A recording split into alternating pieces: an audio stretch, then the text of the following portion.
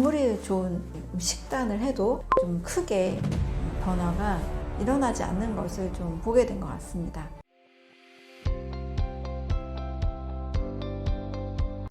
마음가짐이 암에 미치는 영향이 클까요? 우리 한국인들이 이제 암에 걸린 분들의 다 그런 건 아니지만 어떤 패턴을 보면 항상 이제 교감신경이 항진된 상태라고 볼 수가 있습니다. 굉장히 열심히 사시고, 굉장히 시간을 쪼개서 많은 일을 하시고, 바쁘게 사시고, 여유를 하나도 갖지 않은 채 늘 그렇게 긴장된 삶을 살다 보면 우리 보면 면역 체계가 확 달라집니다. 그 반대의 신경, 부교감신경이죠. 뭔가 좀 릴렉스된 상태, 이완된 상태, 편안한 상태를 하루 중에 저녁이 되면 이제 이완된 상태로 늘 만들어야 됩니다. 그럼 몸이 다시 회복을 하거든요. 이 교감과 부교감 신경이 조화롭게 잘 밸런스 있게 작동을 하면 이제 우리 몸의 면역 체계가 크게 막 뒤집어지고 너무 바닥이 되고 이런 현상들은 막을 수가 있습니다. 암 환자들 어떤 세미나, 암치료 세미나 같은 데 가면 박수 치면서 웃는 웃음 치료 많이 하시잖아요. 박수를 치는 것, 또 웃는 것, 그 순간에 우리 몸은 교감신경이 저하되고 부교감신경이 항진된 상태로 바뀝니다. 면역세포들이 면역을 활발하게 할 수 있는 상태로 만들어주는 거죠. 그래서 암 환자들에게는 일단 부교감신경 강화 요법이 굉장히 필요합니다. 그게 뭐 웃음치료가 될 수도 있고요. 또 제가 늘 많이 강조하는데 감사합니다. 네, 100번 하세요. 늘 감사할 걸 생각을 하고 뭐 적어 보시는 것도 좋습니다. 이제 이런 것들. 또 부교감신경이 항진되기 위해서는 이제 발바닥을 또 많이 자극할 수 있는 발 마사지, 족욕, 반신욕 이런 것들도 좋습니다. 그래서 마음에 일단은 환자로서 뭐 지키고 뭐 안 해야 되고 어떤 그런 강박적인 접근보다는 좀 마음을 좀 내려놓고 너무 열심히 살고 너무 바쁘게 살고 긴장하며 살았구나. 이제 좀 바꿔보자.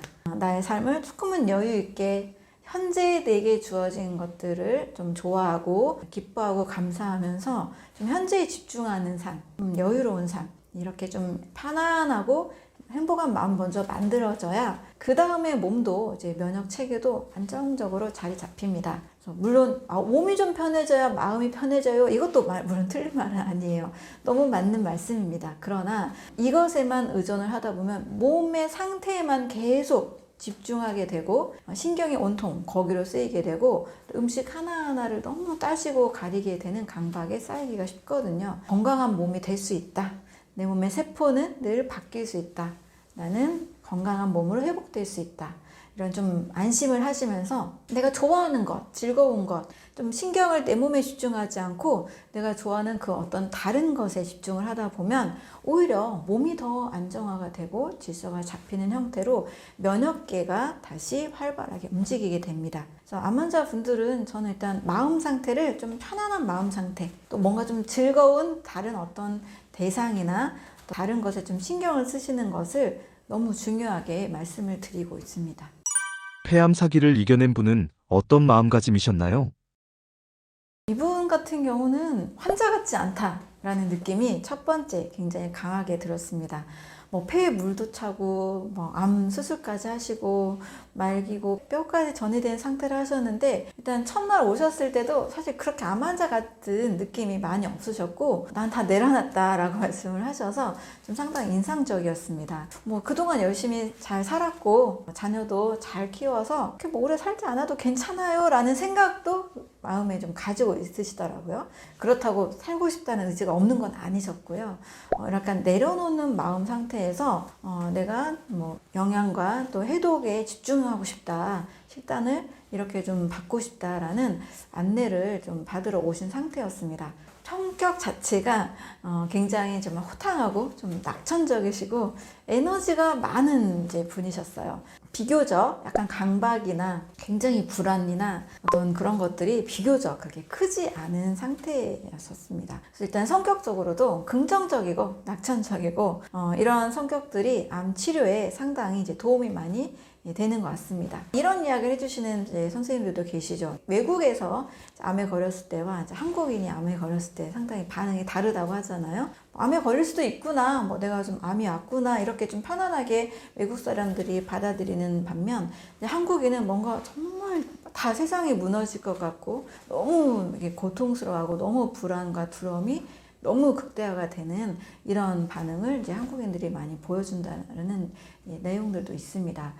그래서 좀 비교적 좀 마음을 좀 내려놓고 편안한 상태로 암과 함께 그냥 내가 좀 신경을 덜 썼구나, 내 몸을 덜 사랑했구나, 이제 좀 더 사랑해야 되겠다라는 쪽으로 좀 향하는 것이 암 치료에 굉장히 도움이 많이 되는 것 같습니다. 제가 블루존 책을 번역하면서도 인상적이었던 것은 미국에서 말기 암으로 6개월 선고를 받은 분이 자기 고향인 이제 이탈리아로 사르데네로 돌아가서 내려놓고 그냥 살았더니 암이 그냥 사라져 버리고 그 후로도 35년 이상 더 살았던 이런 분들 사례가 상당히 많이 있거든요.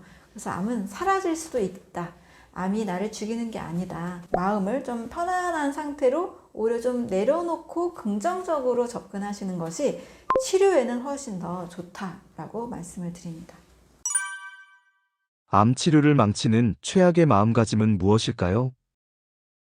네, 일단 굉장한 강박과 고집, 불안 상태가 크신 분들의 경우는 식단을 굉장히 오랫동안 1년 이상 잘 하셨다는 얘기를 들었는데도 잘 하시고도 저에게도 이제 방문해 주신 분이 계셨는데요. 결과가 좋지 않았던 이유는 성격의 변화, 삶에 대한 태도의 변화가 전혀 이루어지지 않을 때는 아무리 좋은 식단을 해도 좀 크게 변화가 일어나지 않는 것을 좀 보게 된 것 같습니다. 암이라는 것이 왔을 때 많은 분들이 인생을 한번 되돌아보게 된다고 합니다. 특히 좋은 결과를 맞이하신 분들의 경우 삶을 한번 다시 돌아보라는 뜻이다 라고 받아들이시는 분들이 많이 계시더라고요.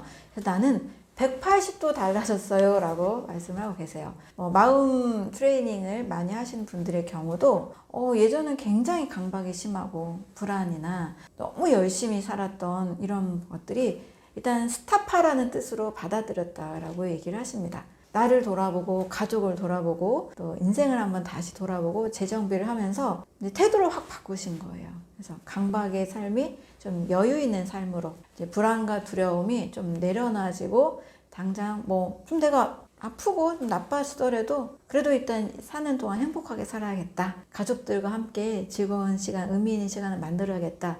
이렇게 태도를 바꾸시니 암도 사라지는 경우들이 많이 있었습니다. 일단 강박, 불안, 두려움 이런 것들이 너무 하나도 바뀌지 않은 상태에서는 크게 좋지 않은 사례들도 보게 됐습니다. 그래서 이 부분도 꼭 저는 신경을 쓰시라고 말씀을 드리고 싶어요.